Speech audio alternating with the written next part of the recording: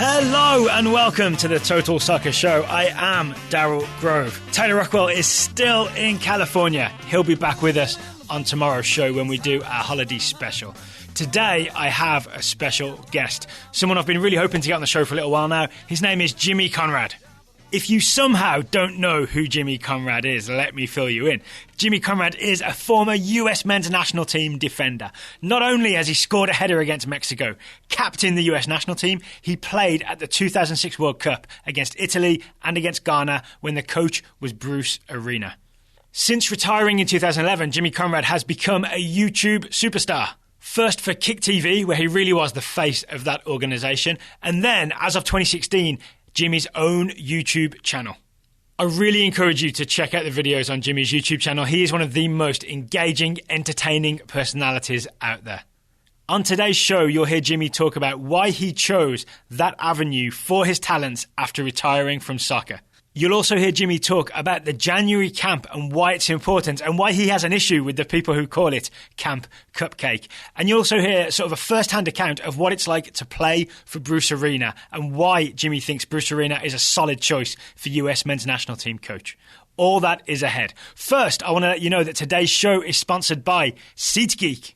SeatGeek has simplified the ticket buying process. You'll have heard us say their name a lot lately. They are big supporters of the Total Soccer Show. They're also the official ticketing agent of Major League Soccer. So when the full schedule gets announced, you'll be able to use SeatGeek to book your MLS tickets. Right now, if I open the SeatGeek app, I can see that the US v Serbia game, there are tickets available. The US v Serbia game in San Diego, January 29th. You can see a list of the prices, and SeatGeek ranks the prices and the seat location in the stadium and gives it a rating so you know what's a good ticket, what's a bad ticket. Hilariously as well, in Qualcomm Stadium, which is where the US-Serbia game is going to be, SeatGeek says that floor layout currently unavailable. That's because that's where the players go. So there are no tickets available to play for the US men's national team unless Bruce Arena calls you up. If you'd like to take advantage of the SeatGeek app, here's what you do. First, download the SeatGeek app. Go to the Settings tab, click Add a Promo Code, enter the promo code TSS for Total Soccer Show. Then SeatGeek will send you $20 after you've made your first ticket purchase. So download the SeatGeek app and enter promo code TSS today. Okay, enough from me. Let's hear from someone who's represented the United States in a World Cup. So on the phone, I have Mr. Jimmy Conrad. Mr. Jimmy Conrad, hello. What's up? How are you? Thanks for having me on your show. Thank you for agreeing to come on the show. I really appreciate it, especially over the holiday season.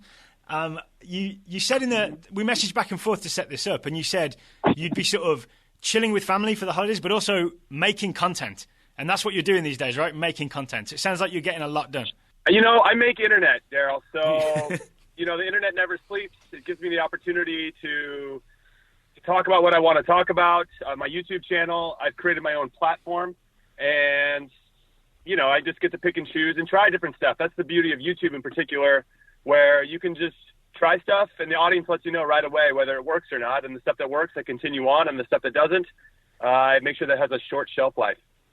I know people will probably be most familiar with your internet work through Kick TV, right? But that relationship, as my understanding is, it ended in like 2015, and that's when you set up your own thing. So I wanted to ask you like what the challenge was in the transition there. I think the challenge was deciding what I wanted to do. Obviously, I put a lot of time and energy into Kick TV and helping it grow to over 1 million subscribers. Yeah. And once that went away, and then once they pivoted to go a different direction in terms of how they wanted to showcase their content, then I was like, all right, well, maybe in the meantime, while I'm trying to figure it out, I am going to make my own content, and I'm going to teach myself how to edit, and then we'll just see what happens. And now I'm about 150 to 160 videos into my own channel. I've got a healthy subscriber base, continues to grow. I'm really excited about it, and I feel like I've found my voice on my own, and I've developed some good relationships with EA Sports, among others, and I think those are going to be fruitful relationships for me moving forward.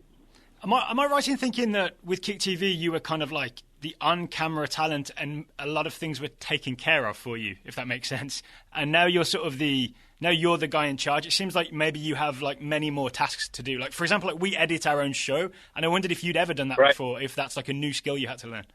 Well, ultimately, it was a new skill with regard to the content that I was known for with Kick TV. Very personality-based, news-driven stuff, and it was a challenge at first. I ordered up Premiere Pro. I got some tutorials from some friends, and as you guys learned with your editing prowess, or as you guys are going through it, it's just trial and error. What works, what doesn't, and as you get used to hearing your own voice, how you sound and how you want to be portrayed in the edit is important as well. So it's funny how much personality you can put into an edit. And now I feel like when I look back on my old Kick TV stuff, I wish I would have had more input in the edits, because I feel like I could have sprinkled on a little bit more personality to make the pieces pop even more. Right, because then someone else is shaping how you're being presented, right? Whereas now you're in full charge of it. Yeah. That's right. And am I right in thinking, so this is our experience, early on, an edit takes like 10 hours, and then that number just slowly shrinks over time until you become like real fast. Like, not only do you like know what all the buttons do, but you also know what you're trying to do. Does that mirror your experience? Oh, no question. I mean, it becomes a shorthand, right, with the editing tools and all that. And then what's funny is once you kind of get into it a little bit more, you start to realize, man, I wish I could do this. I wish I could learn how to speed it up, turn it into black and white, drop the audio, and you start to think of yourself as a little like chemist, and you're adding all these ingredients to make a really interesting product. And I still can't do a lot of the stuff. Some of the things I have to tap my friends on the shoulder to help me with, but it's been a fun experiment, and it's been growing. So it's really been a positive experience, like I said, for a lot of reasons, but mainly on a personal level. I've been really excited about how much I've just taken on my own, and really just, this is something I wanted to do, and I jumped in with both feet. Has it been scary at all, like being sort of the guy in charge of everything? Because I assume, again, like Kick TV, they like literally sent you checks or whatever, whereas now like everything's on you to make it happen. Yeah, there's definitely some scary moments. My beautiful wife has turned into the sugar mama / breadwinner. And I know she's embraced it. I think she's embraced it. But so yeah, there's definitely some risk now. I don't have the fallback of a corporation or a company that's paying my paychecks. I have to go out there and hustle.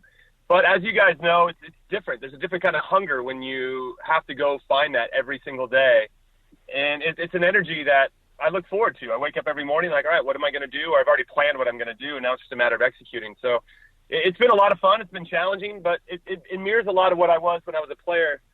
When I was a no-name, I was just trying to work as hard as I could to be respected in the fields, and it just takes time to make that happen, and now I'm doing that all over again, and now I'm working my way back up to the top.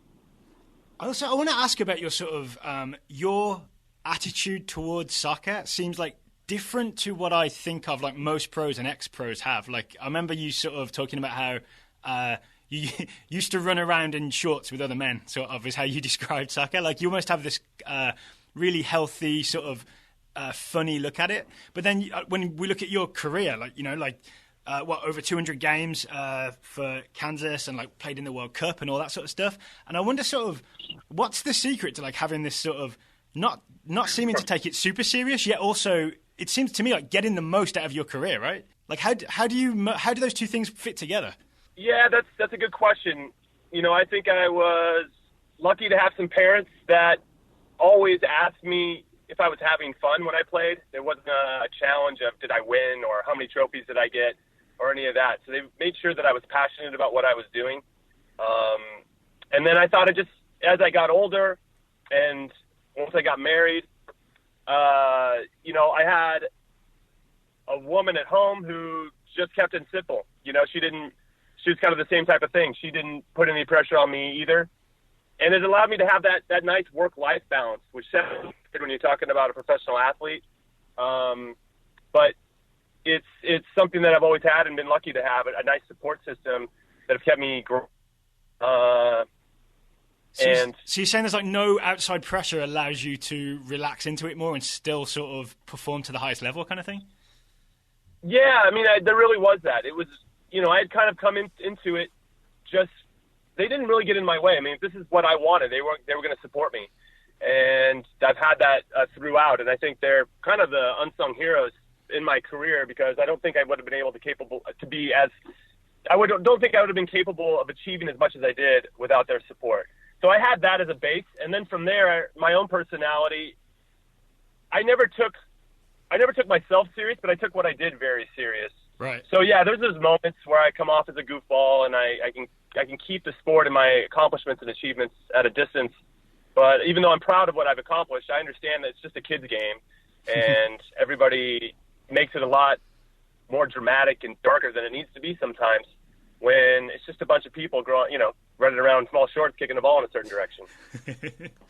I also want to talk about that sort of post-career choice, right? Like the usual thing is you can like disappear from the public eye, right, and just go and be like a private citizen. You can be a coach or an assistant coach or, involved with a club in some way. Or you can be a TV pundit. You can join a big network and be on TV, which, a lot of guys did. We spoke to Stu Holden last week about his work doing color commentary and analysis for Fox. And yet you chose this sort of slightly different path. Like I can't think of anyone except Heath Pearce, who obviously you got involved at Kick TV, who decided on this route. So I'm wondering if is there something that really appealed about doing it this way to you versus like going to ESPN or Fox or NBC and being, hey, I'm Jimmy Conrad, give me get me on air. Yeah, I mean, I think there's an element of that. There's definitely a sense of entitlement that comes after a long career where you think that people just want to hire you right away, or that you should just be a head coach right away, or you should jump right into the pundit chair on national television right away. But it just doesn't work that way. I knew deep down that I was going to have to start from the bottom no matter what I decided to do. But it's really hard to accept after a long career because you want your playing career to matter.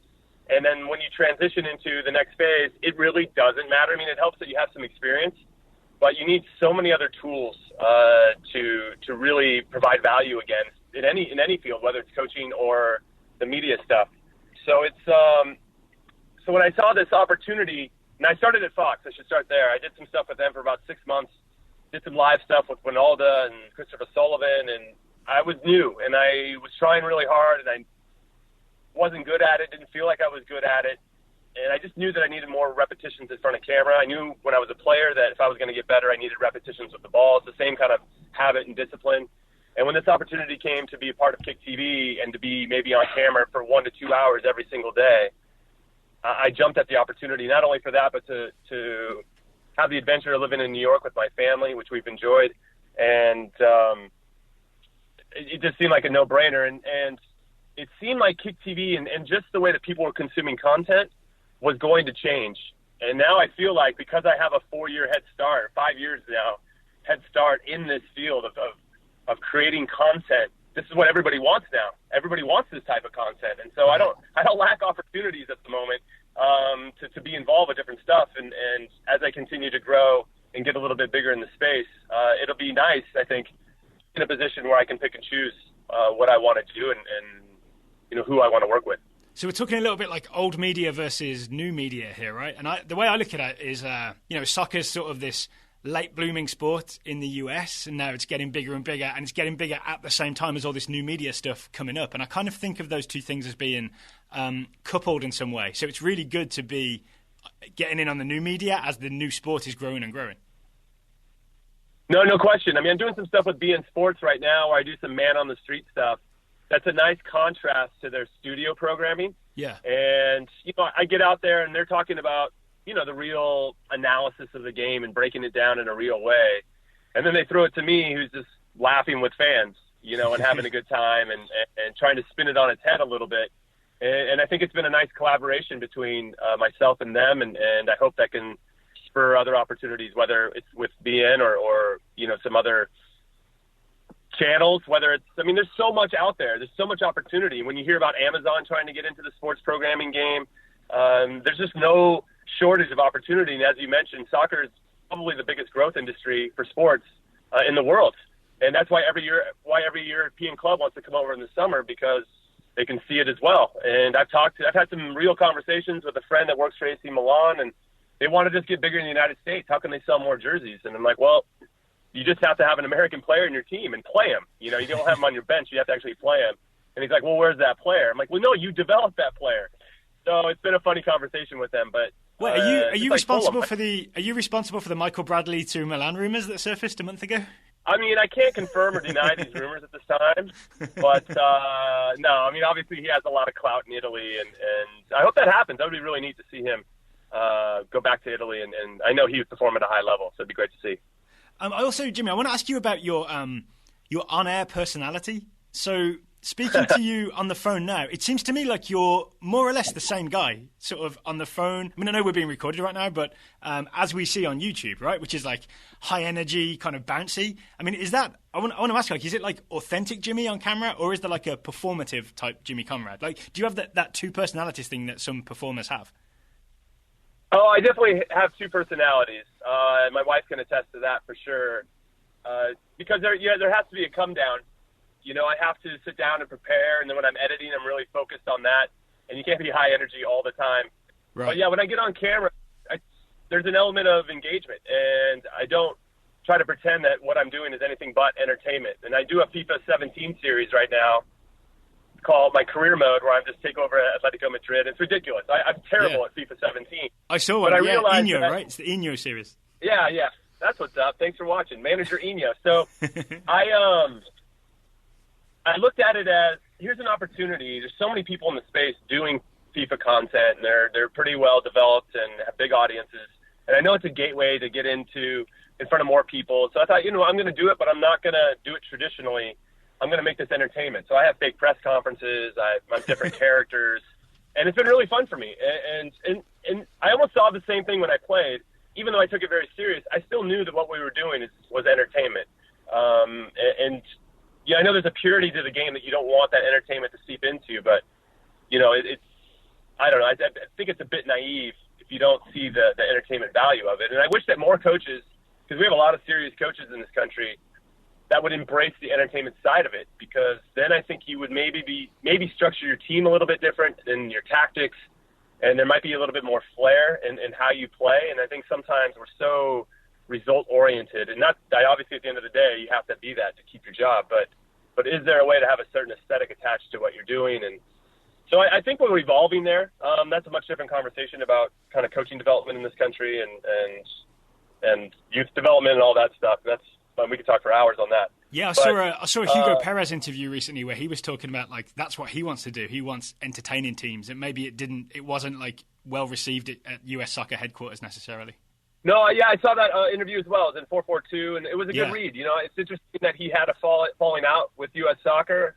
Obviously, he couldn't get into the specifics and didn't seem like he wanted to. But it's clear he had some good ideas, and he's going to challenge you if he's not buying into what you're selling. And so I appreciated his approach. And I don't know him personally, so I don't know exactly what he did. But it intrigued me enough that if I ever wanted to get into coaching, he's somebody that I want on my staff, somebody that's going to challenge you to be better and to think outside the box. And those are the guys that I want to be involved with, because they're going to continue to push the game and try to make it better, and at the heart of it. And I don't know all the details, but you just wish that U.S. Soccer, whoever made the decision to not work with him anymore, could just see the guy just cares. So, yeah, he might not package it the way that's accepted or is received as it could be, but I don't know if that's a guy that we want to ostracize moving forward, because now he's a spokesperson, especially for the Latino community, who now will probably go out and potentially speak negatively about U.S. Soccer, and I just don't know if that's the message that U.S. Soccer wants to get out there. Maybe if you could get involved, you could propose some jump cuts to U.S. Soccer. Yeah, I had talked about running for U.S. Soccer president against Sunil Gulati, and I do have some interest in that, more from a content opportunity of stumping in front of U9s and talking about how I can make U.S. Soccer great for once. Oh, but, 2018, right? Campaign 2018. Oh, it's going to be amazing. But then I realized that U.S. Soccer president doesn't make any money. And then I was like, yeah, might have to tap the brakes on that one. Might have to pivot and go a different direction. So I don't know exactly what I'm going to do. I know that Winalda had expressed some interest, and him and I would probably approach the presidency in a very similar way, even though I would be more of a wink, and he just says whatever he wants to say, and I love him for that. But it would be fun to run against Eric too. So we'll see how that all plays out. But I just think we're in both industries, like I said before, and also U.S. Soccer perspective, where I still feel like the infrastructure isn't stocked enough with people that know the game or they just need to add more people because the people that are in charge are just overloaded with so much responsibility because the thing's growing too fast. And I don't know if our infrastructure is keeping up with the growth. Speaking of growth, I want to ask you about 2017 on the Jimmy Conrad channel. Okay. So any plans for any sort of new things you want to unveil or announce? Give us a Total Soccer Show exclusive, maybe?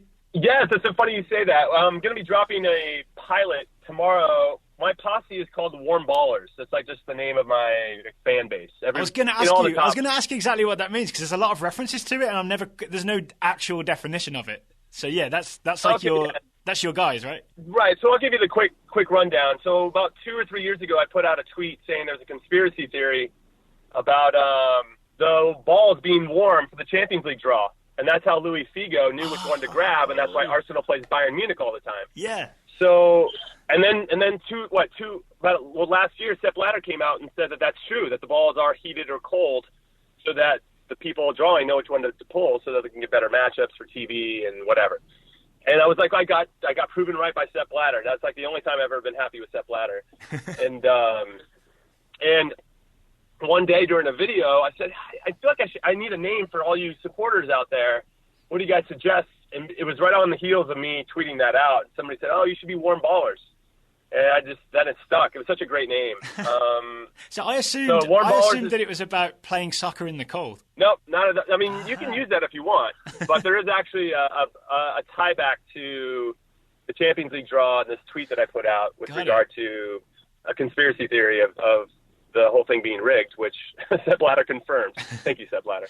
So I'm sorry, I sidetracked us from the big exclusive scoop I was about to get about the 2017 content. Yes.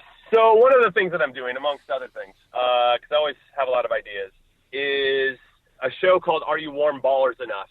Where people prove to me whether they've got the goods to be warm ballers. And there's this guy that's helping me do some editing where he took on the pilot, and he's trying to get his 6-a-side men's league team to see if they're warm ballers enough. And so he's filmed all the games, and then me and John Hudson, who used to work for Kick TV as well, come on and commentate. Not well. We don't commentate well, but we have some fun, and we basically decide whether these guys are going to be warm ballers enough. And there's going to be 6 episodes, and then at the end we'll determine whether they are. And if they're not, they have another chance next season to try to figure it out. All I can say is it's right now it's not going to end well. I don't think it's going to end well. That's my big tease. But it's been a lot of fun, and I think there's some room for that to grow. So if people wanted to submit, a trick shot they did, then Hudson and I could determine, is it really warm ballers enough? We could really break down the whole thing, slow it down, and really have some fun with some user-generated content, which would be really cool to see. So I have that going on. I'm doing a lot of stuff for EA, doing a lot of FIFA 17 broadcasting, or I guess that's what you call it, right? And they have a whole bunch of big tournaments for the first half. Got some stuff with Heineken in the works to do an event with David Villa and Sasha Kleshtin, which should be fun. And I don't know, people just keep it on the channel. They'll see it. It's going to continue to grow, and I'm going to continue to collaborate with some special people in the space, and I really look forward to it. Love it. I'll be watching. Speaking of Sasha Kleshtin, Jimmy, it seems like with you on the show, I can't not ask you about Bruce Arena. Current US men's national team coach, was your US national team coach, right? As I understand it, yep. You were first called into the January camp, 2005, with Bruce Arena. Then obviously he's the coach that picked you for the US roster for the World Cup 2006. You got to play against Italy, against Ghana. So I'm not sure how much you are comfortable saying or allowed to say. I'd love to know a little bit about the January camp. Like, what actually happens in a January camp under Bruce Arena? Like, is it all fitness? Is it all 5v2s? Like, what do you do for those few weeks? Now, for me, that first camp was very important. I knew that when I got called in, and I actually take exception to the people that call it Camp Cupcake and disparage the camp, because for me, I got to be in front of the national team coaches for 3 weeks. And that was a really important thing because they got to see me on an everyday basis, almost like a club team. And that allowed me to win them over in a way that I don't think I could have if I was just called in for a World Cup qualifier, and they saw me for 3 days, but really they're just preparing for a game and not really watching me. And so it's a good long look. It's a good long look at a group of players, right? That's the big. It's incredible. And and it's unlike any other league in the world. We have this benefit of bringing in younger players and giving them 3 weeks to show what they can do. I don't know any other national team that has that opportunity. And so, again, I mean, as much as I kind of play along with the camp cupcake thing, I feel it's really disrespectful to the players that are in there trying to make a name for themselves, like I did. And then without that January camp, I never would have had the opportunity, I don't think, to win Bruce over. To take it one step further, I'm really excited that he's back. I think he's the right guy for this time to get us through qualifying, to get us to the World Cup. And now we can start preparing for, who we want to hire next. And I think that's really important that we have a chance now to anticipate and maybe start a conversation with some managers who might be somewhere else, currently managing somewhere, saying, hey, listen, once you're done with Manchester United, Jose Mourinho, would you consider, taking the job in 2 years? And I think that's something that you can do now. You can plant a seed with some really big managers about coming over to the U.S. and maybe managing our national team. I don't know if we're going to take advantage of that or not, but I really hope that we do. I'd maybe go across town and talk to Pep. Yeah, I mean, I'm open to whoever, frankly. So can I ask you a little more about Bruce Arena? Sort of, you said you think he's the right choice, and I wonder, is there anything specific that maybe, I think of him as kind of gruff but lovable, like he's like a good movie dad in that way. Is that am I right on the personality there? And is that the reason you think he's the right type of guy? What I like about him is that he's a player's coach.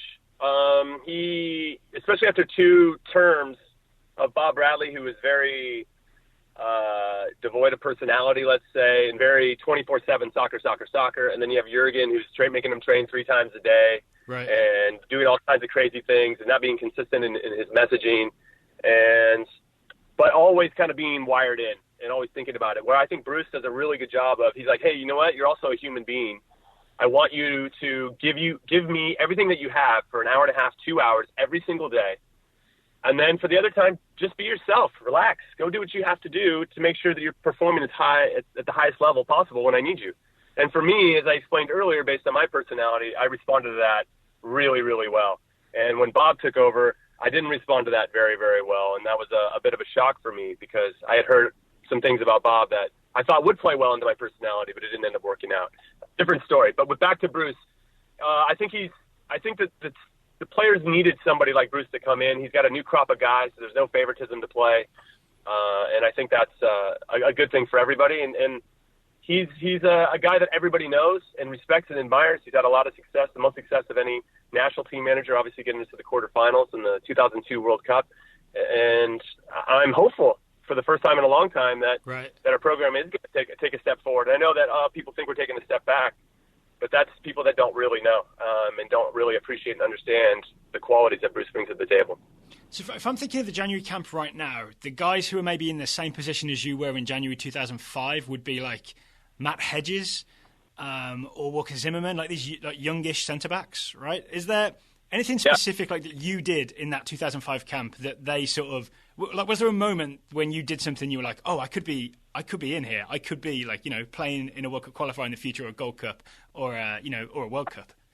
I actually just took it one day at a time, and I had a player, and I don't think I thank him enough, but it was Nick Garcia. He played with me in Kansas City, and when I was there for my first year or two, he'd always get called in, and I knew I hadn't gotten a sniff at that point. But I just thought, man, I can play with Nick Garcia, and I think some days I'm better than he is. I just wish that Bruce would look at me as the guy from Kansas City he needs to call in. So Nick and I were both in that January camp, and honestly, all I tried to do was to be better than Nick every single day. If we were running, I would just try to outrun Nick every single day. That was it. And Nick was in really great shape, so it was a nice challenge. And every day in training, I just wanted to be better than Nick. I mean, I simplified what I wanted to do so much that I never even thought about getting called into a World Cup qualifier or a Gold Cup. I just kept it very simple and one day at a time. It's like achievable goals, short term. Exactly. Interesting. Exactly. All right, Jimmy, I want to thank you for taking the time to talk to me today. I really appreciate it. No problem. Thanks for having me on. So there you go. That was Jimmy Conrad. I could have talked to him for a lot longer. I had so many things I'd love to ask him, but he was with his family for the holidays, didn't want to take up too much of his time. If you would like to hear a longer conversation with Jimmy Conrad, I do recommend the recent podcast, Coffee and Football, hosted by Sebastian Alvarado, where Sebastian and Jimmy talk for like an hour and a half, 90 minutes, give or take, Also, of course, check out Jimmy's YouTube channel. It's youtube.com/thejimmyconrad. See if you've got what it takes to be a warm baller.